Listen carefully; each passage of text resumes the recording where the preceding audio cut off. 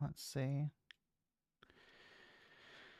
If we are live, make sure that everything is actually going well.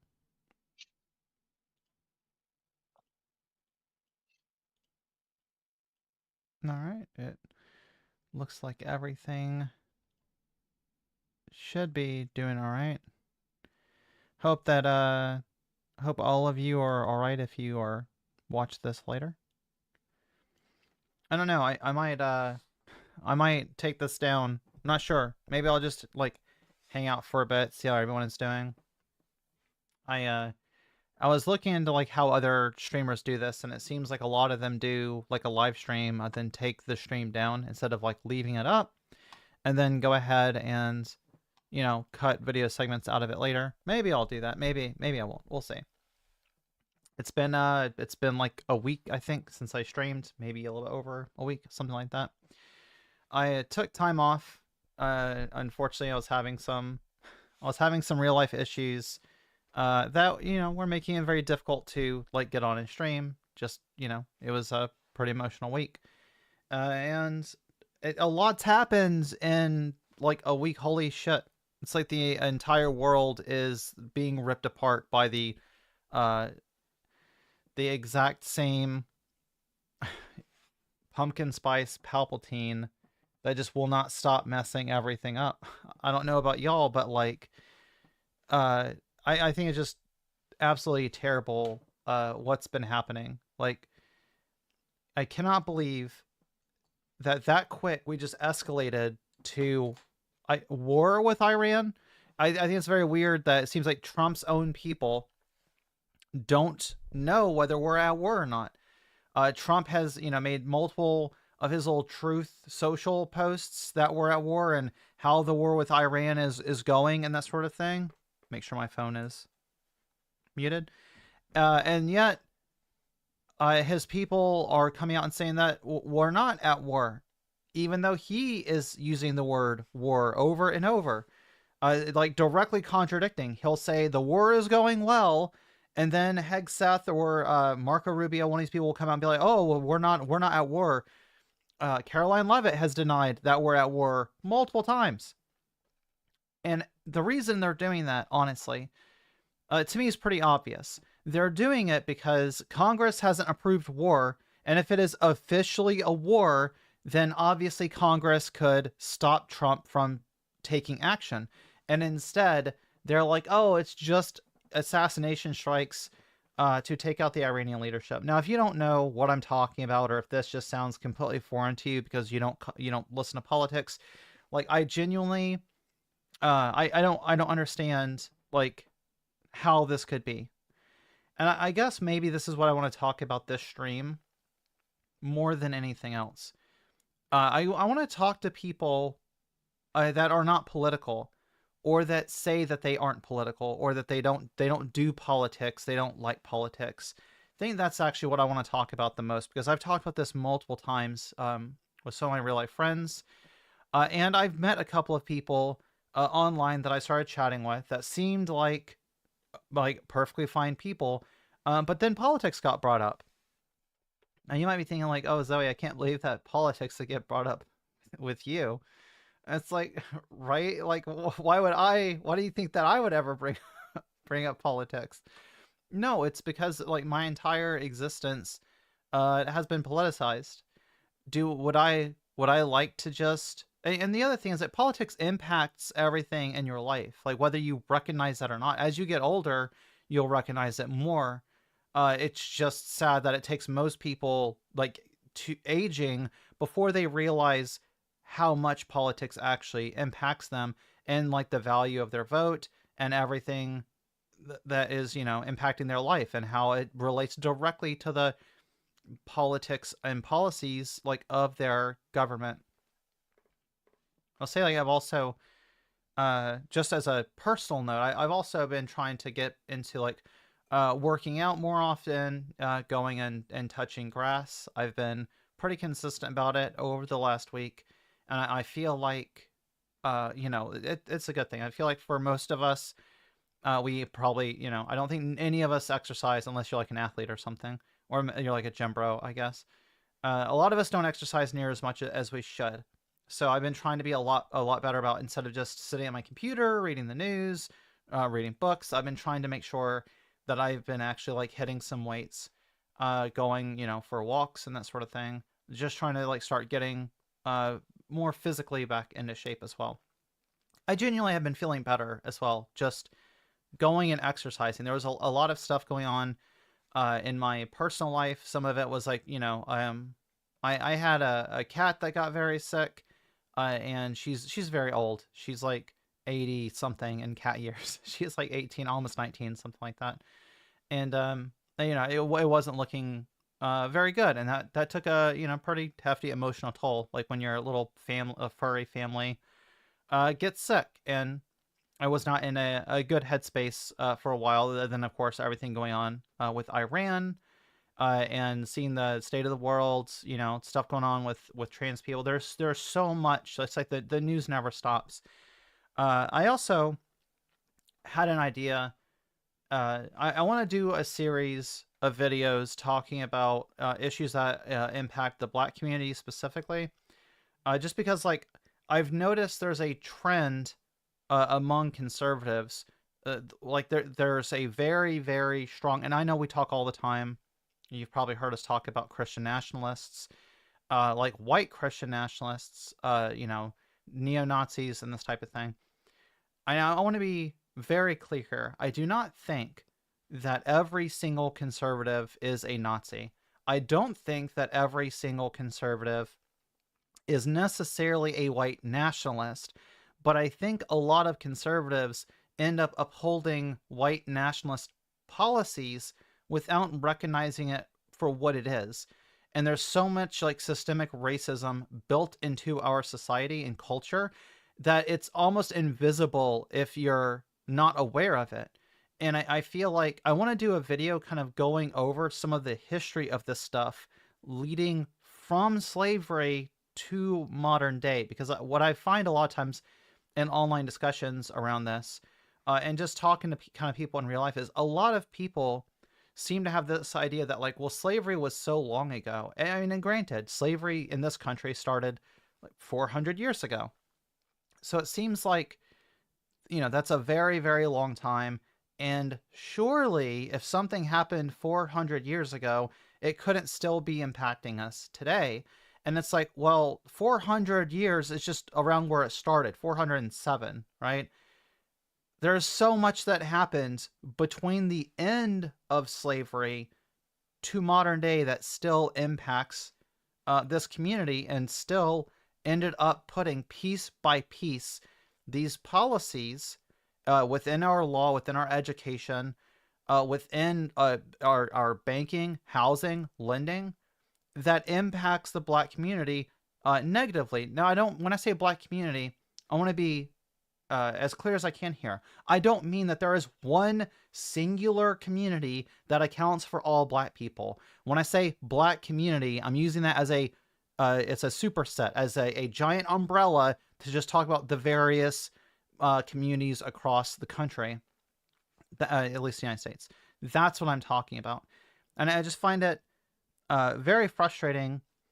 I guess this all rolls together, right? So if people are not politically literate, if they say they don't do politics, they don't pay attention to politics, then it starts to become very easy to dupe them into thinking that all these problems, whether it's for like LGBT people, trans people, Black people, whatever, that all of these issues stem from like one bad policy or a couple of bad policies, because they cannot grapple with systemic issues. It's not possible because they're not politically astute. They are not aware of the history that has led to the system. They're not aware of the way that the system reinforces itself, the way that, like, brick by brick, it was built to do what it does, and it will continue perpetuating, these cycles unless we dismantle it. I feel like that's the frustrating thing. It's like when you talk about like trans people, and they'll say, well, name one thing that trans people don't have access to that cis people have access to. And they used to do the same thing with like gay issues. And they say, well, name one thing that gay people don't have that straight people do have. And you could, back in the day, you could easily say, well, marriage, right? We didn't pass gay marriage until 2015. And for those of you that are like, not political, maybe you don't know that. Maybe you were not aware that if you lived in the country before 11 years ago, and you wanted to get married as a gay person, you couldn't do that. And it's very frustrating to have to engage with people on this, because a lot of them do have very strong political opinions, or they might say something like they support their parents. They support Trump because their parents support Trump, therefore they support Trump, but they don't know anything about his policies. They don't know anything. They're vaguely aware about him in general, but they just avoid any political videos, any political discussion, any political talking points. But these people still have world views that are political or religious.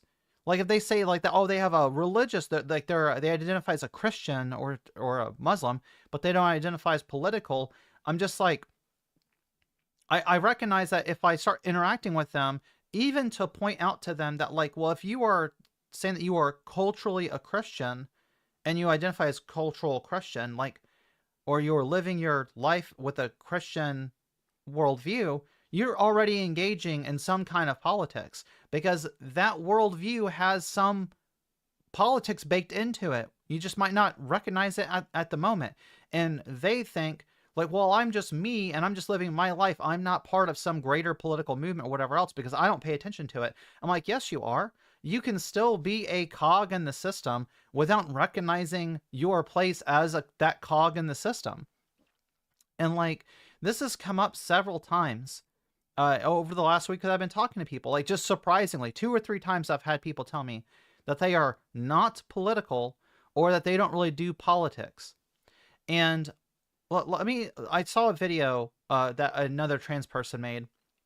I forget her name, but the video was basically a post on a server, and people asked, what do you think of this video? And the video in a nutshell was essentially this trans person saying that when it comes to like trans issues in general, you cannot being neutral is not a neutral position when it comes to bigotry. And like, I thought about that and kind of weighed it out. I'm like, how do I feel about this? And like, in the end, I think I do come down with a pretty strong agreement on this. Okay. If you are dealing with with 2 people and one of them is clearly being a bigot to the other person, like their position is completely informed by bigotry, and the other person is just trying to live their life. If you come across this situation and you start engaging, you go, wait, I want to make sure that I remain neutral to this situation. As in, like, I give credence to both of you, and I think both sides of this might have a point. If one person is the aggressor and the other person is the victim, are you being serious right now? You are saying that in any of these political situations where there's contention between these groups, and there's an aggressor and there's a victim, that, well, there must be equal both sides here. Would you apply that same reasoning to slavery? Would you say like, oh, well, there must be the slaver and there's the enslaved, and very clearly there must be both sides to this? If you were neutral in that position, then you would end up creating a situation that allows for slavery, because one of them has more power in the situation than the other, very clearly. So I feel like, well, I'm neutral, and by neutral, you just mean you're not going to take a stand. You're not going to get involved in this. Then you are, in fact, taking a side. You are making it easier for the aggressor to remain the aggressor. You're not actually intervening. You're not actually being helpful. And just think for a second, if you come across somebody like being pummeled in a fight or whatever, and you come over and you see what's going on, and the other person is, powerless, and they're just laying on the ground and getting the crap beat out of them, are you really going to be like, well, I'm looking at this situation, and very clearly there's 2 equal sides here. Like, obviously, if the actual neutral position would be to break up the fight, make them stop, and then find out, like, what is going on? Why are y'all even doing this? Yeah, Morgan says neutrality is as good as bigotry in lots of situations because it helps the system of oppression and avoids progress and justice for the status quo. Yeah, 100%. It's like I said, being neutral is the same thing as being like, oh, well, I'm not getting involved because this is politics and I don't do politics. Therefore, you are in fact allowing the power of the oppressor to continue to act upon the oppressed. You are not being neutral. You are taking the side of the oppressor. It was very obvious when it came to like Israel and Palestine.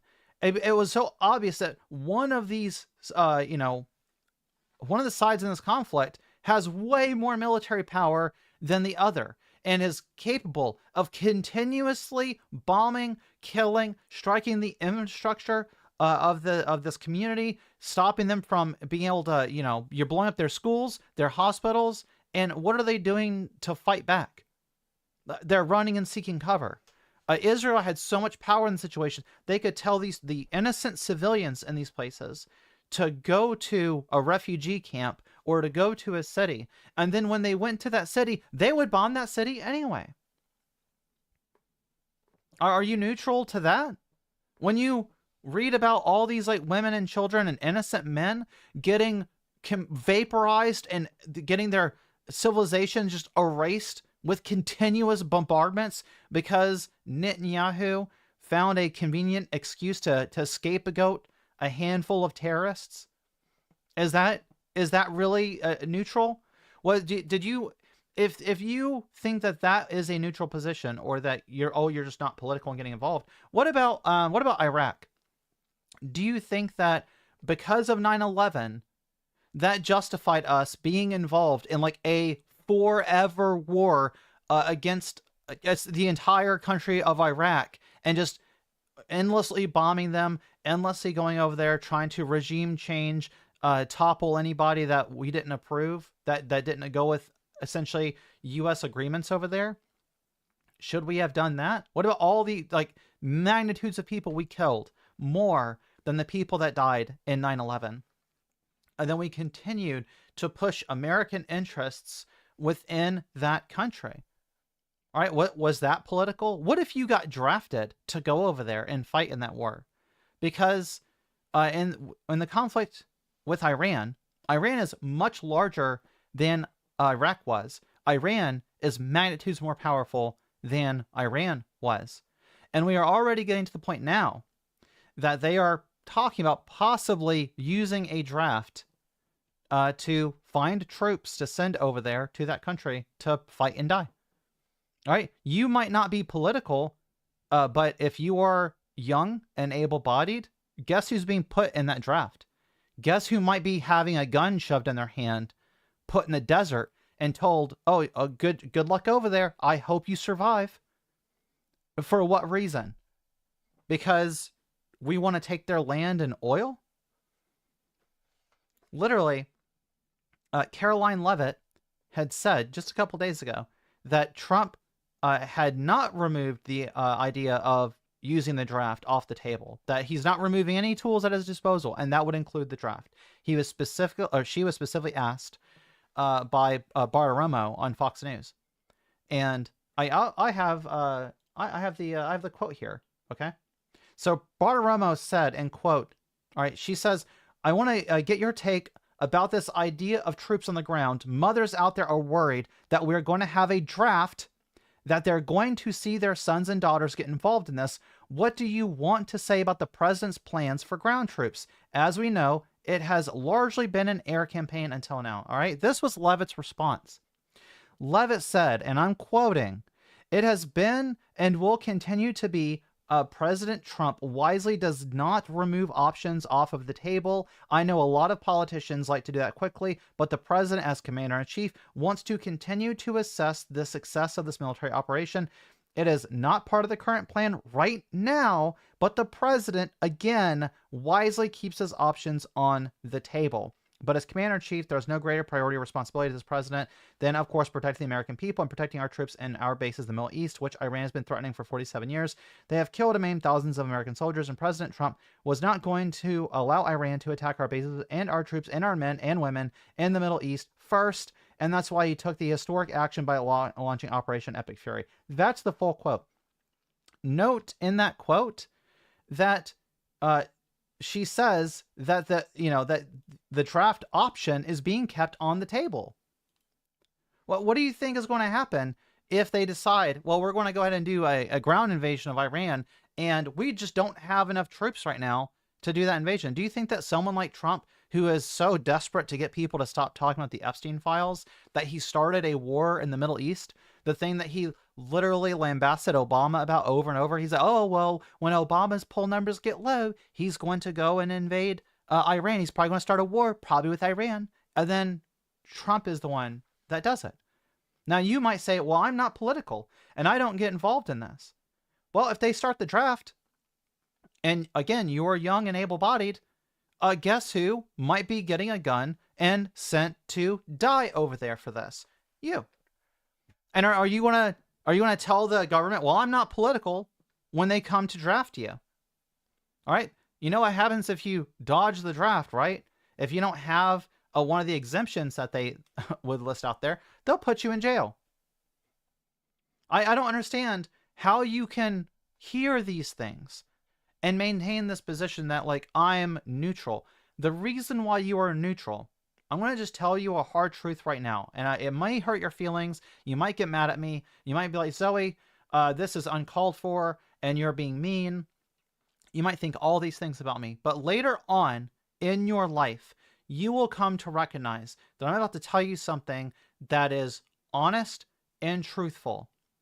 You are neutral because right now you feel like the politics don't impact you. You think that the policies and decisions that these people are making don't impact your life, and you couldn't be more wrong. All right? When you go to the gas pump and you complain about gas prices, and you say, oh my God, I can barely afford gas right now. What's going on? What's going on is the Strait of Hormuz is completely blocked. Now, if you were politically astute, you would know that's where we get most of our oil and trade through, is sent through that strait. But Iran has the ability to threaten that strait and shut it down so that tankers cannot get through. Now, you might say, but why would Iran do that? That seems ridiculous and absurd. It's because, newsflash, we are bombing the hell out of their capital of Tehran. And why are we doing that? A preemptive strike, a preemptive war that Trump launched because of his political alliances with Netanyahu. He found out Israel was going to preemptively strike Iran and knew that Iran would strike our targets in response. So Netanyahu is leading our president into a war, literally pushed him into it. Now you might think, but wait a minute, the U.S. is like way more powerful than Israel is, and Israel is like our satellite country, ostensibly. How could they have done that? Well, our president, just so you know, I know you're not politically aware, our president is politically compromised. All right? He is more than likely a pederast, as he has already been found to be an adjudicated rapist, which you would know if you followed politics. There's been dozens and dozens of women that he sexually assaulted. And there's been like a lifelong cases of him getting involved with other men that turn out to be child sexual predators, including Jeffrey Epstein. But I mean, hey, if you're not politically aware, maybe you don't know any of this. Maybe you don't know why the port of Hormuz is being blocked. Maybe you don't know that Iran is threatening to blow up ships and oil tankers that go through there. Maybe you're unaware of that there's Houthi pirates that live around the strait. And they are also threatening to strike anybody that goes through there in solidarity with Iran. And if you think for 2 seconds that, well, I see glimpses of stuff about Iran in the news. I mean, I click and move over. You know, I don't like to watch the news. I don't like to look at these things. I just try and skate by it real quick. If that's actually what you take, and that's your approach, and you think this is going to be in the news cycle for a couple of weeks and it's going to go away. No. You know, right now, Trump is saying that it's projected to go on for weeks or for months up until September. And just think about the last time that Trump was president. And I know you don't pay attention to politics, but just so you know, the last time that Trump was president, we had this thing called COVID. And then when COVID was first happening, Trump was like, "Oh, there's only a couple of people coming in from China. They're sick. We're going to get them. They're going to be treated. It's going to go away really soon. It's going to maybe last like a couple of days, couple of weeks, and we'll be done with COVID." All right. And you know what happened with COVID. This guy is now telling you, oh, it's going to only last, it's going to only be a couple of days, it's going to be assassination strikes. And then it went on to, well, maybe it'll take us a couple of weeks to actually get through this. It'll be a few weeks and we'll be done with it. Now they're saying it's probably going to last a few months, maybe up until September. Do you really think that the man that told you COVID would be over within a couple of days, a couple of weeks, it'll be over by summer, the heat will come out and it will just go away? Do you think that the guy that lied to you about that is going to tell you the truth now about, oh, it's a few days in Iran, oh, it's a few weeks in Iran, maybe, oh, now it might be up until September? We're not taking the draft off the table. You know, we're not removing that. Oh, yeah, Morgan says, cough, cough, bone spurs. Oh, 100%. Trump was a draft dodger himself, but he will send you to fight and die in Iran. He doesn't care about you whatsoever. He doesn't care about anybody. He cares about protecting himself. But again, that you'd have to actually follow politics to be aware of all the evidence that would lead me to say that, right? And I don't understand this position of false neutrality. It bothers me so much. It seems farcical.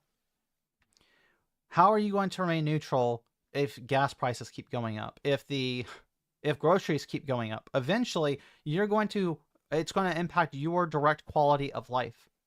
And you are no longer going to be able to enjoy the things that you enjoy, go out and do the things that you want to do, because these politics and the crushing weight of the expense of this war is weighing down on you. And that's not even to say, the moral implications about this. Why would you say, I don't care if we bomb schools full of children, which we did, by the way. We blew up a school that had 150 schoolgirls in it. We bombed them during the middle of the day. And because that school was right beside one of their military buildings, we hit that building instead of hitting the military target. Guess we're not as accurate as we thought we were, right? Israel has bombed something like 30 oil refineries, like oil reserves in Iran now. And along with our strikes, we blacked out the sky so bad in Tehran. And by the way, Tehran, you probably don't know, it's a city of 14 million people, something like that. We blacked out their sky so much with smog. And then there's the chemicals that are burning up into the air because of the types of bombs that we dropped and the targets that have been hit. And it's making essentially a toxic rain now that's falling on them. That's acidic to breathe in and will cause health problems, cancers, and death probably for a generation of these people that are there right now. They're calling it similar to a nuclear winter style rain is falling on Tehran because of all the places that we've blown up. In retaliation, Iran is striking a bunch of different reserves in their neighboring states. They have, or the neighboring countries, sorry. They don't, it's not states. Anyway, they've apologized since then, saying they shouldn't have, struck all these different countries around them, but they were striking our military bases and then specifically infrastructure in some of those other countries that the U.S. Might have wanted to have used.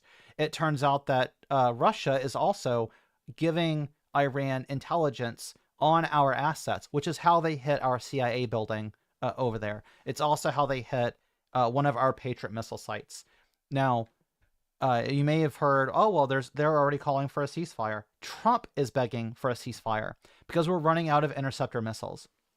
Turns out that our interceptor missiles and the equipment that we're using cost millions of dollars per missile.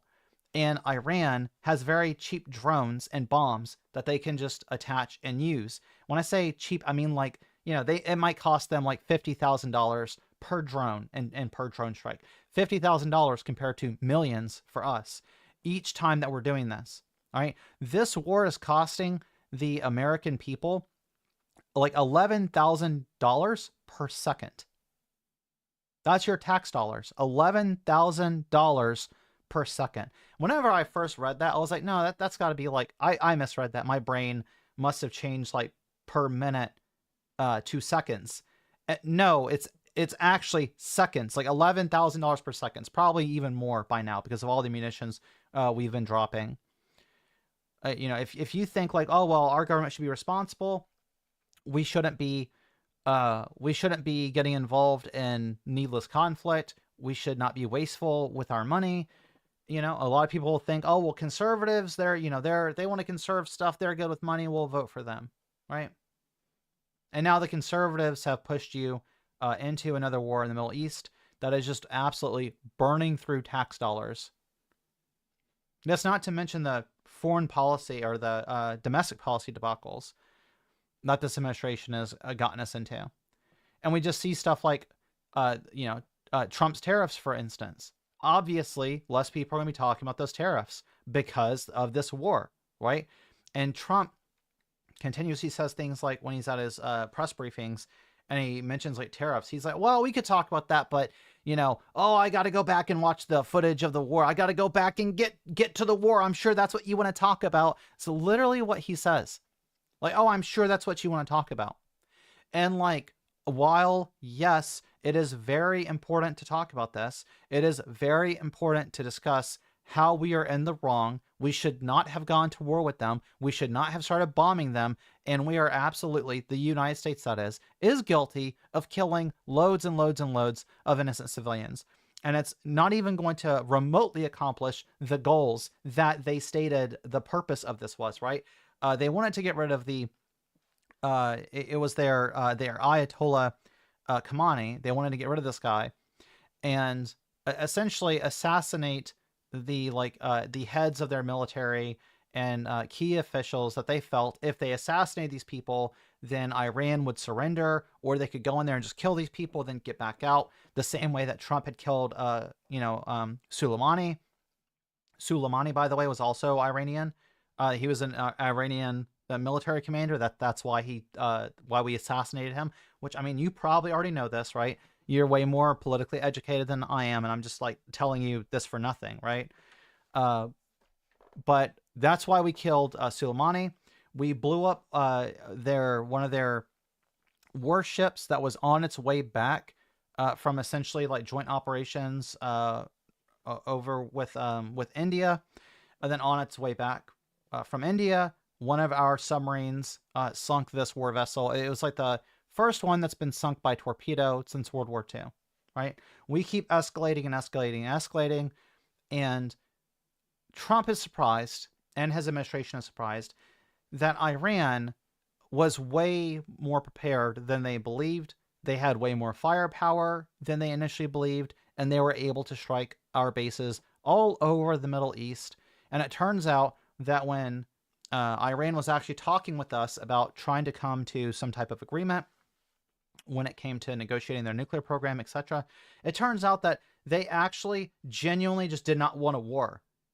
And Trump misread that as weakness. Like, oh, well, they don't actually they're not nearly as strong as everyone says that they are. And went ahead and started a war with them. And it turns out they are way more prepared and they were way stronger than Trump thought. They actually were fully prepared for the idea of these assassination strikes against their people. They already had leadership lined up. And Trump, to give you an idea about how much of a buffoon he is, Trump's people not only assassinated the targets that they wanted to, they struck some of the next in line commanders, even the ones that they thought would be better for the United States, the ones that Trump wanted in power. Trump's like, oh, I don't like these guys over here. I wish these guys over here were actually the ones in charge. We could deal with them better. We can negotiate better. Trump killed the people that he wanted in charge. He killed them too. Whoops. As part of his assassination strikes. So now the people that replaced them are even more radical. We have another Khamenei. So we have a new Ayatollah Khamenei. That's the son of the prior Ayatollah Khamenei. The prior Khamenei was also 85 years old. He was dying. They killed him and assassinated him during the month of Ramadan. And they wiped out his family with him, mistakenly fulfilling Islamic prophecy and turning this man into a genuine martyr for their cause. And now his son, who is more hardline and more radical than Khamenei Sr. was, is in charge now. And he has way more support from the Iranian people, because there was division about, tension between the civilians and the leadership. And now the tension between them is becoming less and less. They are unifying for a common cause, because our people, Americans, are slaughtering their innocent civilians. So now they are looking to the Ayatollah and these military commanders to protect them or seek retribution. So Trump stumbled his way into a war in the Middle East. Oil prices are going to continue to skyrocket for us, right? That's more than $100 a barrel now. The stock market had to hit a breaker on it because stocks were plummeting around the world. Multiple percentage points. They were just in free fall. So when stocks just suddenly start plummeting, the entire market is crashing, there's a circuit breaker essentially that can trip and pause the markets. It can freeze the markets for a day or two to make sure that it doesn't just completely collapse and everyone loses everything. That was tripped because of this event, right? That also happened during COVID. So once again, we have the stock market essentially having to hit a circuit breaker both times with Trump as president. And I don't understand. So, here's the thing. I want to touch back on the neutral part of this, right? So to the neutral people that are listening to this, I feel like the reason why you are remaining neutral is because you feel like both sides have evidence and both sides have beliefs, but you don't know which side is true, which side also has truth on their side.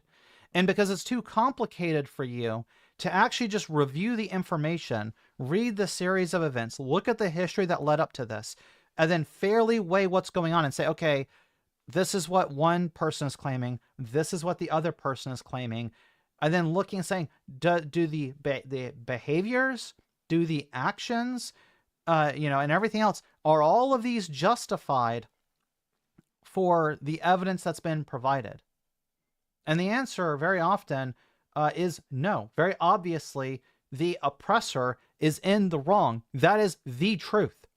And because you can't decipher this, because you don't engage with it, you refuse to look at the information, you refuse to read about it, maybe you're not curious about it, you don't have empathy for the people that are being targeted, you end up in a place where you feel like you can't render a judgment. Even though there very obviously is someone in the right and someone in the wrong on this. And it comes down to this thing that I was talking the other night in a conversation. And I was trying to moderate a conversation between two people that I respect and that I like very much. So I would say two of my friends, right? They were having a disagreement, and there was some nuance to it, and I understood where each of them was coming from, but they were talking past each other. And they were just continuously arguing over some of these, we'll say, more nuanced parts of it. Now, I tried to moderate this, and what I started to recognize in this is that both of them had justified belief, all right? So in philosophy, if someone says you have knowledge, generally what they mean is, or if they're claiming they have knowledge, they mean they have a justified true belief about something. All right, JTB. In arguments like this that my friends were having, both of them had justified beliefs, right? So a justified belief is just saying that you have a belief that is based on some type of evidence or supported by facts, data, argument, etc. Right? And you have extrapolated a belief based on that. That's justified belief. Now, the hinge here is going to be, is it true? Because you could have a justified false belief. And this is something that a lot of people seem to not able to grapple with. So a justified false belief would be you have been given evidence or you have heard arguments or whatever else, and that has convinced you. So you have a belief and you feel it's justified, but it's not true. It is false. And I'll give you an example of this because I feel like when we talk philosophy and I start saying like JTB and stuff like this, some people get kind of lost in the sauce here and make it a lot more complicated than it is. All right. I want to give you a very simple example of this and see if we can build off of this example, right? So in the example, I want to tell you, I have a friend named Manny, okay? And Manny has a dog. Now, I could show you a picture of that dog, right? I could pull up a picture and say, oh, here's the dog that that Manny bought. And let's just see. I'll find a quick picture here. That's Manny's dog, okay? Now, if you believe me that I have a friend named Manny and that's Manny's dog, then you have a justified belief, all right? Because you might say, well, Zoe, you're generally a trustworthy person.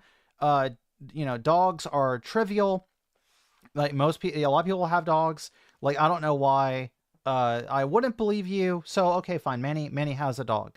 Well, you have a justified belief. Now, what if it turns out, okay, that Manny, in fact, within reality, doesn't have a dog? What if I am a lying scoundrel and I've decided to dupe you and play a trick on you and lie to you about this dog? Now, my motivation doesn't matter. The other context, nothing else matters about this, okay? All we need to focus on is, I told you Manny had a dog. You believed Manny had a dog. So that's a justified belief you had. But Manny, in reality, does not have a dog. All right? So that it is false. You would have a justified false belief. Now, you might go around telling people that Manny has a dog. And then other people that are in the know might tell you, actually, Manny didn't buy a dog. I was over at Manny's house. I was hanging out with him all day yesterday, and he doesn't have, there's no dog over there. He didn't buy a dog. We went out, watched the movie, and then he went home and went to bed. When did he get a dog? Right? And it might turn out that they discover then that the information you are repeating is false. Right? Does that make you a liar for spreading the information? That might be like a more intricate discussion. But at the end of the day, you're just repeating what you've heard. You have a justified belief. It's just false. Now, like I said, the motivation that I had initially telling you this doesn't matter. However, if we say who is the responsible party for you lying, well, it would obviously be me if the information came from me, right? But I might set you up and give you the information. You go and tell people about Manny's dog. They find out that Manny doesn't have a dog. They accuse you of lying. You say, well, I heard it from Zoe. And then when people come back to me, I go, I never told them that. They're making that up themselves. This person is a liar. All right. And now this is where we have the neutral party, right? The neutral person would come across this situation and see me saying that, well, I'm not a liar. Manny is, or, that you are the liar for spreading this rumor about Manny and a dog. The neutral party may hear both of us out and say, oh, well, Zoe says that she's not a liar and that the viewer is the liar. And the viewer is saying that they're not the liar. Zoe is the liar. It might be the case that it's difficult to sort something like that out. Except you could then look at further evidence of, are there other instances of Zoe misreporting things? Are there other instances of the viewer reporting things? What is the fact within reality? And if the fact and reality does show that Manny doesn't have a dog or whatever else, then we could say, well, what's Zoe's reaction versus the viewer's reaction, right? If the viewer says, oh, well, I only said that because Zoe told me, and therefore Now that I know that he doesn't have a dog, like I'm just going to say, okay, well, he doesn't have a dog. I was mistaken. But if Zoe essentially, is snarky about it, maybe doubles down on it, or starts waffling, coming up with excuses, whatever else, then you might have, it's more indicative of Zoe's character in that sense. And that's where a lot of this disagreement kind of falls along. But the example that I'm giving you is very simplistic, and it's more of like, it's kind of, because of the way that I set it up, it could be very difficult to sort out who's telling the truth in that situation. In most political issues, and greetings, Shane, I see you over there. In most political situations, it is not that complicated. Like, there's actually a well-known history of what's going on between these people. The evidence sometimes is absolutely overwhelming, like in the case of trans issues. But there are people that are making a concerted effort in order to misrepresent information, to publish false data. These days, we have people making AI videos and making an effort to lie to you and deceive you as much as possible. So you have to take due diligence and apply some skepticism when you're evaluating different claims. My entire point here is just to demonstrate that just because somebody is telling you something that might be false, it could still be that they have a justified belief. And don't get wrapped up in trying to deny the justified aspect of their belief. When you do that, you are setting yourself up to appear unreasonable. So I'll just give you another hypothetical. This is an example I used the other day. All right. And remember, there's going to be a conditional here. If. So if there was a portion of our population that was convinced that aliens were going around and abducting people, beaming them up into their little ships and everything else, and the only way to stop aliens from being able to abduct you is to put a tinfoil hat on. Now, we might say, looking from the outside, that this is ridiculous. Why would these people do that, right? They can't be justified. Now, imagine if people are pumping out lots of AI videos of people getting abducted by aliens. Imagine if people are on the radio giving their stories, sobbing, talking about their family members were asleep and their alien experiences of people getting beamed up. Then imagine we have the United States government and people within government office publishing some of these videos and talking about this and telling people this is a very real thing. You need to take it serious if you don't want to get abducted by aliens. If that were the case, especially if you had the president himself in our current situation come out and start saying this, there would be some portion of the population that start wearing the tinfoil hats because they've been told about this. Now, for those of us that are more skeptical, we might say, hey, a lot of this stuff is very disturbing. It's very worrying, but I actually would like to see like further evidence that this is actually happening. Like, where are the UFO ships at? Have we tried to shoot them down? Could I shoot a laser up in the sky at one and determine that it's actually there, right? There might be some other things that you could do to check to see if this is real. But if that population did believe that this was happening, and they have that evidence that's been provided, then to them, they have a justified belief. It's not true, right? If within reality, in our hypothetical, this is all fake. It's AI videos. All these politicians are lying, right? The people that are convinced of this would have a false belief. So it's a justified belief, but it is a false justified belief. Now imagine if the president and these other people said, hey, it turns out that the aliens have a beacon that they're using to, find our planet, and that gives our tractor beams the ability to pull people up and everything else. And it's in Area 51. So I need all my tinfoil hat people to go raid Area 51 and destroy the beacon there. Now, obviously, we could be in a situation that would be very tragic, sad, and upsetting, but you might have some group of tinfoil hat wearers siege Area 51 or Area 52. I don't remember. I think it's Area 52 in real life. One of the games I played has an Area 51. Anyway, they siege Area 52. and they go down there and look for the beacon, and they assault military members, and it turns out that there was no beacon there. They were lied the entire time, but they had a justified belief that there could be a beacon, that if they destroyed, it would remove the threat of the aliens, right? Now, let's go and take this hypothetical, and instead of tinfoil hat, it's MAGA hats, and obviously instead of sieging Area 50, Area 52? Area 51? I don't know. Maybe I should Google it. Whatever. It's one of the 50s. It's, it's our capital, and it's the election, right? The MAGA January 6th rioters, you could say they had a justified belief that was false for attacking the Capitol and overturning the election. They acted on what the president told them at the time, and what also people like around the president were saying that they could do. Yeah, Area 51. Like I said, I play there's a game that I play that has a base on it or whatever called Area 52, and it's like themed after the Area 51. And it's like over time, it's been so many years that I've seen this thing. It is. So I was right with Area 51 to begin with. Yeah, I second guessed myself. I was like, Area 50, was it Area 52? I was like, I do, there is this game I play that has Area 52 in it, and I was like, I was pretty sure they're memeing. Anyway, you get the point, right?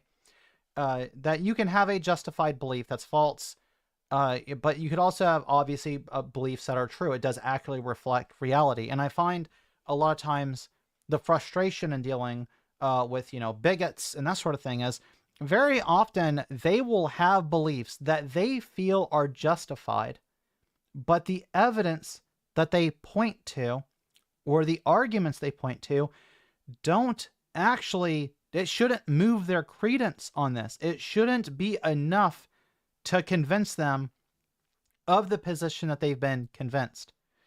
And that's just, for instance, a lot of transphobes that will endlessly say that they want to see studies that show that puberty blockers are safe. I'm just going to tell you right now, if you're not aware, there are mountains and mountains of studies that vindicate trans people over and over and over. Trans people are vindicated through philosophy. Trans people are vindicated through neuroscience. Trans people are vindicated through biology. Every single claim built against trans people is essentially relying on a lay person's understanding of basic biology and faulty intuitions. That's what the entire thing is, an ick factor that is often leading them. Then those people, through confirmation bias, will look for information that confirms or look for arguments that agree with the position that they already have. And they will continuously perpetuate, either studies that they misrepresent, which is a handful of them. I'll just run through a couple of them real quick, okay?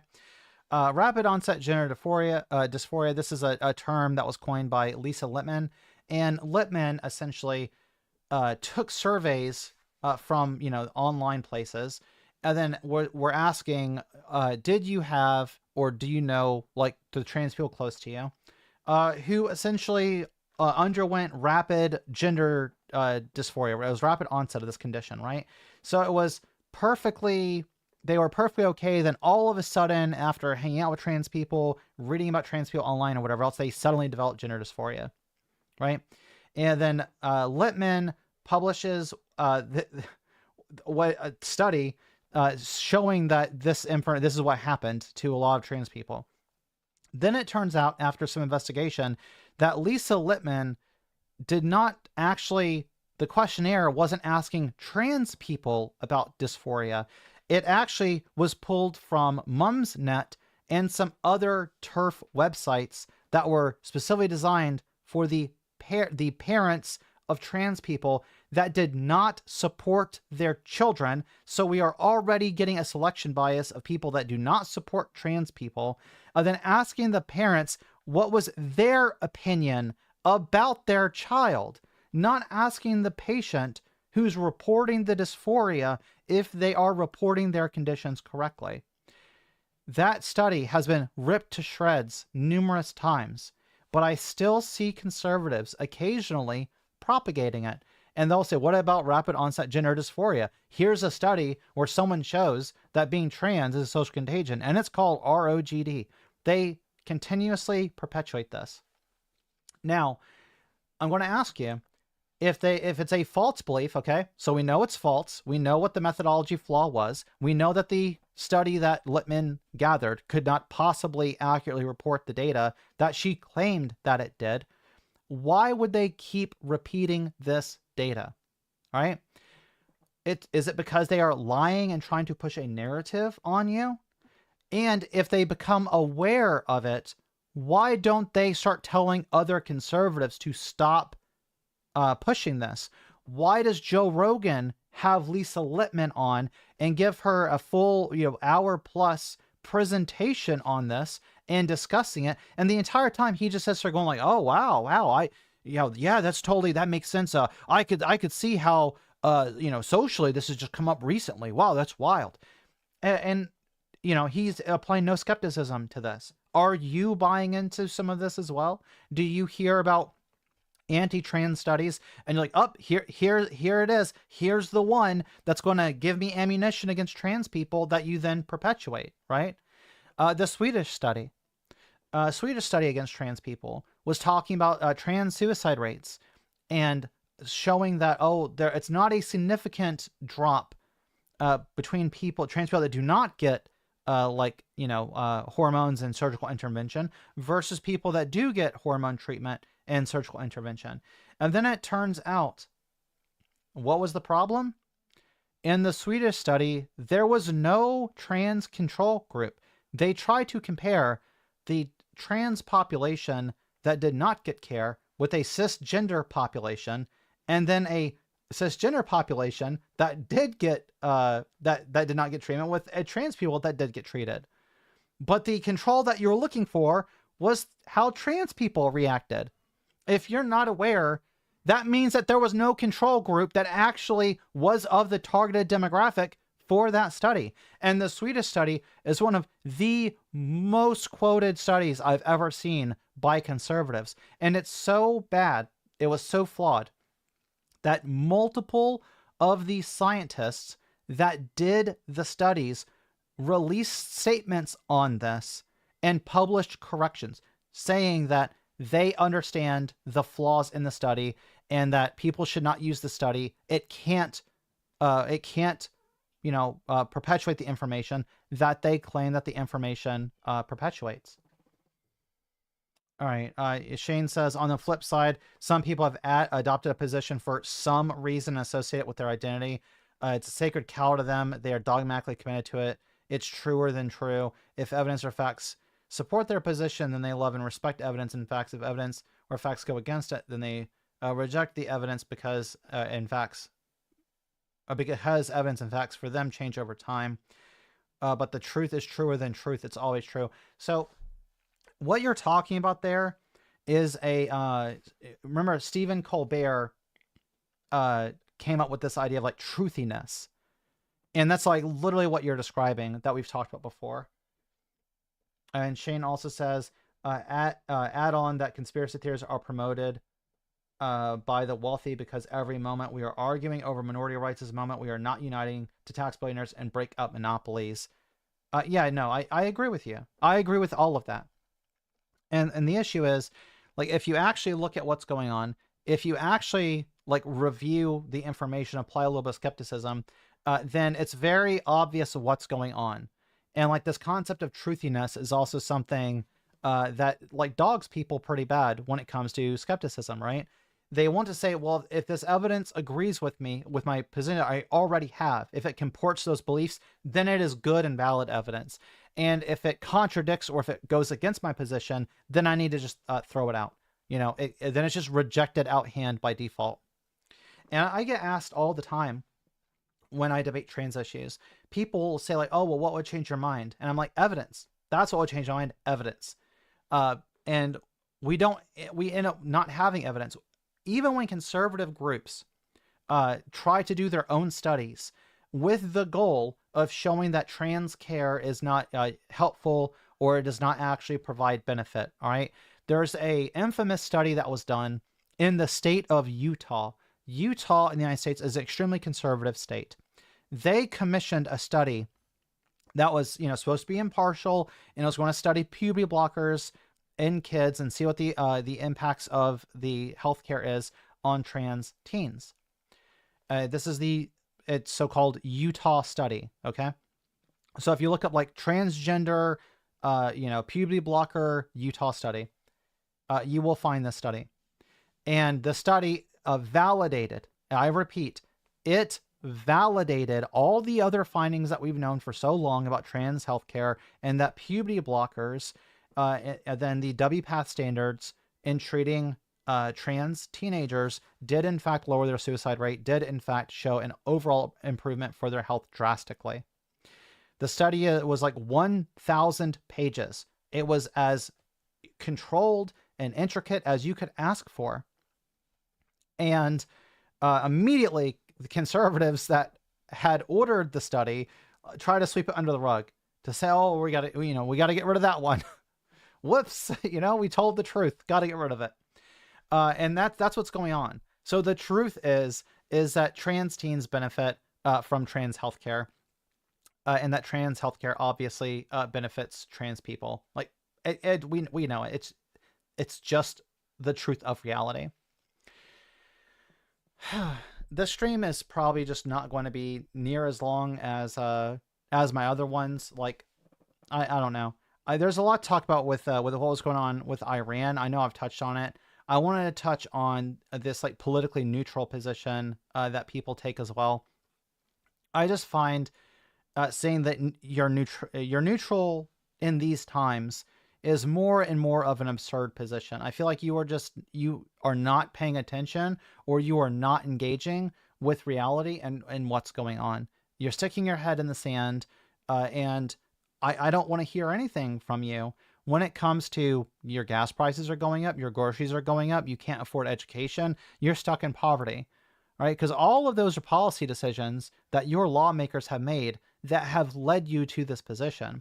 So for you to say that you are completely politically neutral in a situation like this, it's just telling me that you don't actually care about the issues that are facing you. If you actually cared about it, if you actually wanted to fix it, then you would, in fact, pay attention to what's going on and who's actually causing the problems in your life, which, newsflash, is the ultra wealthy. What's going on in our society, the ills that we have, the problems that are going on are way more about the wealthy versus, those who are impoverished. Way more so than any minority communities that are doing anything, whether it is, they'll claim like black crime rates, they'll claim like trans people are trying to trans your children. They will tell you and lie about whatever they can, as long as you do not look up and recognize the class warfare that is going on right now against you. And that's why when the Strait of Hormuz is closed and the stock market starts crashing, Trump starts immediately talking about they want a ceasefire, even though he's just projecting it, when it's actually he wants a ceasefire, because he's way in over his head at this point. But like I said, that was what I wanted to focus on more than anything else, was this politically neutral claim. And then also people not being able to recognize that they can have justified false beliefs. And I find this pretty often whenever you deal with like dishonest interlocutors, they will very often essentially deny any evidence that you provide. They are not curious people. They don't actually, use skepticism in their approach. They are just engaging in truthiness, so that it's like Stephen Colbert said, if the information and data agrees with them, it's good. And if it doesn't agree with them, it's bad. And it has to be like pushed out immediately. And they're not going to review it. They're not going to look at it. And then they wonder, like, where do trans people come from? Where do gay people come from? Why are we getting involved in all these wars and stuff? And they just can't figure it out. It's sad. And you end up having propagandists that go around running apologetics for this, justifying all these terrible positions. But at the end of the day, all we can do is engage in skepticism ourselves, appreciate evidence and datum ourselves, and make sure that our beliefs are proportionate to the evidence that we have. That's what we should be doing, right? And that's why that's what leads me to being a skeptic. That's what leads me to being an atheist, and deconstructing my own gender and recognizing my problems with dysphoria, etc., are the reasons why I'm transgender. I'm trans because I'm so much happier, existing as who I am, like actually living as a woman. This is who I am. And there's just a lot of people that do not like it and cannot accept it. And therefore, they want my life to be miserable, and they want to harm other people that are like me, despite the fact that I'm not doing anything in my life that negatively impacts them. I'm not making gas prices go up. I'm not impacting their grocery bill. I'm not, making their local tax policies. I'm not polluting their air. I'm not poisoning their water. I'm not trying to purchase all the water rights. I'm not the one drawing the borders of these stupid countries. I'm not the one deciding that they should go to war or not. I'm not the one just stealing, embezzling billions of their tax dollars and shoving it into my private bank account. That's none of these minority groups, except for one, and that's the billionaires, right? That's the minority of us that are actually harming the rest of us. Those are the ones that are taking all of your money. Those are the ones embezzling out of your government. That's where your problems are coming from, is the fact that a handful of people get to purchase your government, get to purchase the policies of your country, and get to put someone in power who may decide to conscript your children and send them to die in the desert because they won't rule it out. All right. While they also have literal islands of sex trafficking rings of children, bomb and blow children to bits with Tomahawk missiles, and then lie about it and tell you that, well, you need that. They're doing it for you. They're doing it to protect you. How does blowing up a school full of children like 10,000 kilometers away from our country, how does that make you safer? It's absurd. And if there was such a thing as like objectively evil, like, I don't know, I think you could make a case that something like that is objectively evil. Like, it just gets, the human language feels inadequate to describe the atrocities that these people are doing. Like, I just feel like there are not words that I can tell you if you are hearing my voice. I cannot describe to you the wickedness of these people. Like, it just, there's nothing that compares to communicate this to you, to what they are willing to do. They are liars, thieves, murderers, rapists. They have commit genocide against people, erase entire cultures at their whim. You have these people that will, pay for policies that just crush entire communities into the ground or try and erase them off the map. And we're supposed to say, like, oh, well, it's fine for some of you to want to be neutral on this. Maybe, when you're neutral, it's because you can't make up your mind. You don't know if it's good or not to erase schools full of children. Morgan says, people on the right like to act like somehow the left is inexplicably responsible for everything wrong with the world. We can actually explain why the right caused this. No smokescreen can cover it. 100%. Like, on the left, they will make fun of us for, like, oh, y'all are tree huggers, and y'all want to, like, preserve the rainforest, and y'all are radicals because you want to let people express themselves as who they really are. That's, like, legitimately what their complaints about us are. While you look at their side, and it's a fascist hellscape. Literally bombing a country, like just hammering the city of 14 million people over and over and over with missiles and shit. For what reason? They actually can't describe to you the reason that they're doing it. They keep changing their position, their justification of why they're even doing it. It's obviously crimes against humanity. And this is something that's going to impact our country and the way that people view our country internationally for decades. this is going to be a short stream tonight. I'm going to wrap it up soon. But the next stream that I do, I want to, it's either going to be the next stream that I do, or I'm going to actually finally just release a video on the topic. I'm so tired of hearing white nationalist talking points, especially these like white Christians, you know, these fascist types. I want to start addressing the history and the abuses that the black community has suffered within our country. I want to make either a series of videos on it, or it's going to be like a 3 or 4 hour stream. And I'm just going to like review segment by segment the things that have happened to this community that lead up until to modern day problems. That way, there is no question at all how the past is tied to modern day and the issues that surround the black community, and how racists try and, you know, to use your word there, smokescreen it and hide it, and how they try and obfuscate what the real problem is, or the history. There's a reason why some of these conservative states are trying to pass legislation like, you can't teach white children things that might make them feel bad. And I'm like, all right, the goal isn't to make them feel bad. The goal is to explain to them how we got to the situation so they can be politically informed to then make better decisions on the sorts of policies that we engage in the future. But, you know, the people that do not want to get the, you know, the not political people, I'm sure they don't have a care about whether we stop teaching children actual history.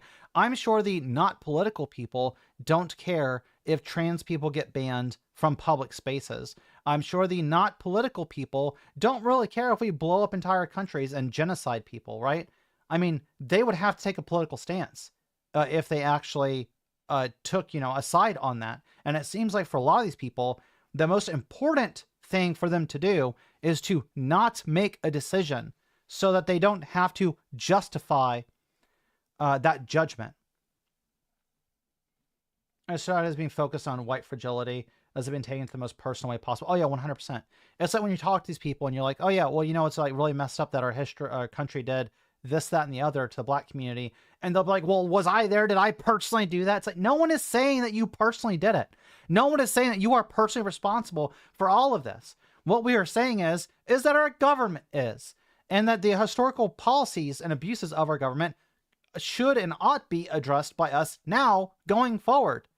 Because we can do something about the future. We can't do anything about the past. I'm not asking you to change the past. I'm not asking you to go back in time and to make sure that these bad things don't happen to people. I'm saying that in the future, we can stop doing these things. That's what I'm saying. And that's all the left is saying, is we should recognize how we've gotten to where we are at within the context of history. And that going forward, we can help pull apart these systems of oppression.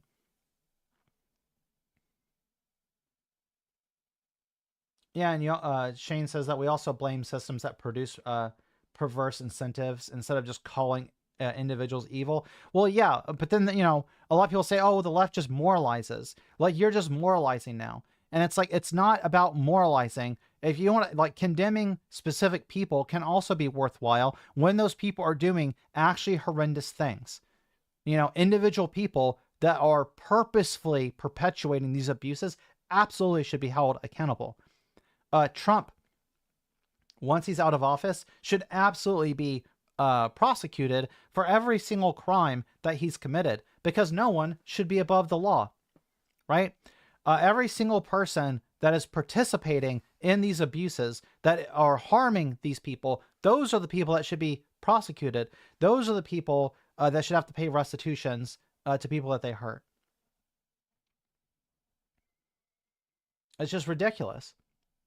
And it's like, well, yeah, more you can say, like, maybe we shouldn't make systems of power that oppress people based on race. 100%, but the system's already there. So it's going to be dismantling it. It can't just be like, well, we shouldn't make these systems. It's already an existent thing. Like, I agree with you, and I know what you're saying. I just want to clarify, because it takes a politically educated and active population to change things and fix them. And there are so many people that want to stay politically neutral that will say, well, I don't have any power. I'm just one person. What do you want me to do about it, right? I want you to go and support candidates that will actually change shit. I want you to go and vote for people. I want you to condemn people that are shitbags and don't support them. Right? There's all sorts of things that you can do. And you might say, well, Zoe, you don't want me to buy like the Harry Potter game, so I have to miss out on the Harry Potter. Who gives a shit about the Harry Potter game? All right? But you could take action after action after action to say, like, I'm not going to support things that J.K. Rowling is involved with anymore. I'm not going to support anything Donald Trump is involved with anymore. I'm not going to support anything that like the former Prince Andrew is involved in if he is doing whatever he's doing, right? You could target specific individuals as like personal boycotts and just say, I'm just not going to go there. I'm not going to give them my money. And when you look at like what corporations have done before and the abuses that they've done and governments have done, you could say, like, I'm not going to shop at specific businesses. You doing that by yourself isn't going to make that much of a difference. But hundreds of people doing that or thousands of people doing that, where you actually follow through with your claimed principles, that can make a difference. Shane says, hot take, virtue signaling is only bad if the signaling is used as a cudgel to prevent action. 100%. Like, if you actually follow through with lived behavior yourself and you actually are taking these actions to correct these mistakes, then it's fine to be like, oh yeah, I do boycott, Harry Potter. I refuse to be involved in any of this. That's not a virtue signal. You are also actually doing the behavior. You are abstaining from it. Virtue signaling to me is more of like a hollow thing when it's like you are gesturing towards some virtue, but you're not actualizing it. You don't act on it. It's not part of your actual behavior, right? Because whenever people say, well, virtue signaling is like useless or it's a negative thing, all right, it can be helpful to show people by example how you could act, how you could behave. And if you are, blueprinting that behavior for them, you're modeling it for them, it makes it easier for them to see, oh, well, I could do that. Look, Zoe is, a social activist, and Zoe cares about these, diverse issues for these different people and talks about these things. Hey, I could also talk about these things. Zoe is not much smarter than I am. Giving myself credit. I was going to be degrading for myself, but, you could say, I'm as smart as Zoe is. I don't know. I don't feel like I'm like, whatever. I'm not going to do that. Yeah, I'm going to model the behavior I want to see, right? So I'm going to have self-esteem, and so should you. You should be like, hey, it's fine for me to talk about these issues. And if Zoe can talk about them, you can talk about them too. You can talk about them with like your friends and family and stuff. And, obviously you need to feel out those relationships, and be prepared. You don't want to necessarily burn relationships that you are dependent on because you know that you have politics that can conflict with that person. But at the end of the day, it's also on you for what you're willing to do as far as like following your principles or following virtue. But ultimately, that's only something you can decide. I can't tell you what to do there, and neither can anyone else. Like, that's just a personal decision you have to make. Oh, well. I think that pretty thoroughly covers a lot of the stuff that I wanted to talk about. Like, I had a bunch of stuff, about Iran queued up. But I feel like it's been, you can get that on any news channel. You can get that anywhere you want to. And I've made my position pretty clear on it. I do not support the attacks on Iran. We did blow up those little girls in that school. I do not think we were justified in striking that ship coming back from India. They were not engaged in a battle with us. We just preemptively struck them. We preemptively struck everything else. We started this war. We should not be engaging in regime change. We should not be engaging in assassinations. And it's disgusting what we're doing. And the fact that we are working in tandem with Israel, a country that I consider to be a renegade state, a renegade genocidal state, I feel like is nothing but bad news for us. And while it sucks to see gas prices going up, it sucks to see groceries going up. At the end of the day, we brought this on ourselves. And I'm just like, the people that this country voted into power are doing the thing that majority of Americans voted against, which was new wars in the Middle East.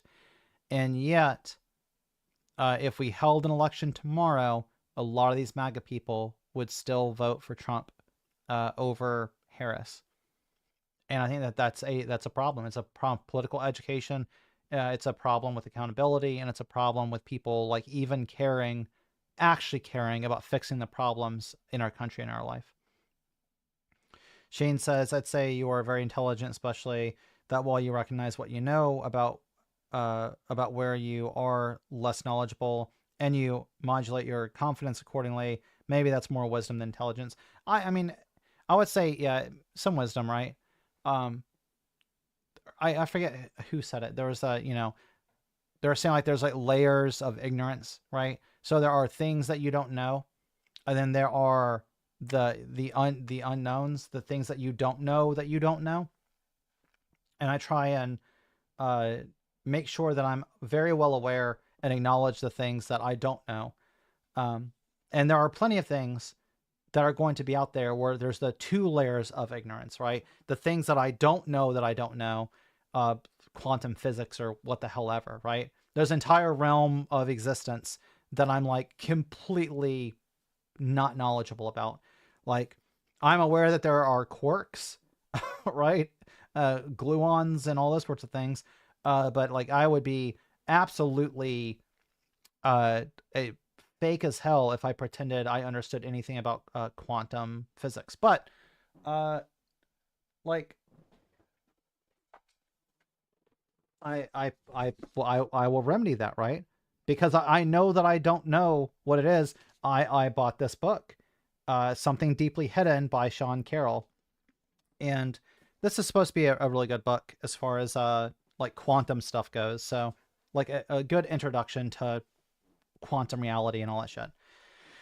Maybe I'll read it and learn something, right? I could read it, but that doesn't mean I'm necessarily going to comprehend it, right? But I hope that I can, get some good information and actually like learn something from it. But that's all we can do, right? And that's what I'm kind of advocating for this entire stream. If you've noticed that I've been a little like sarcastic or sassy toward people that claim to be not political or politically neutral, you've probably detected like correctly, and it's because I find that position reprehensible. But you could fix it if you go and like become aware that you don't know something like quantum physics. You could go and seek out the information, as I did. Seek out what you don't know, and then become more educated. And that's one thing that I strive to do constantly, is to constantly inform myself, constantly educate myself. That's why I'm not afraid of right-wing studies. That's why I'm not afraid to go and debate people. That's why I'm not afraid to engage with these people, across a plethora of subjects, because I like being educated. I like being more knowledgeable. And the more educated that I become about things, the further left my politics have become. So I feel like, obviously, for most people, if they were well informed, I feel like a rational person would come to a lot of these same conclusions I have about veganism, for instance, and about politics and ethics in general. But that's another discussion for another day. I hope y'all enjoyed the stream. I know it's a lot shorter than usual, but I feel like I packed a lot of like pretty good content into here. And if you stuck through all the way to the end, thank you very much. And we will see you next time. Bye.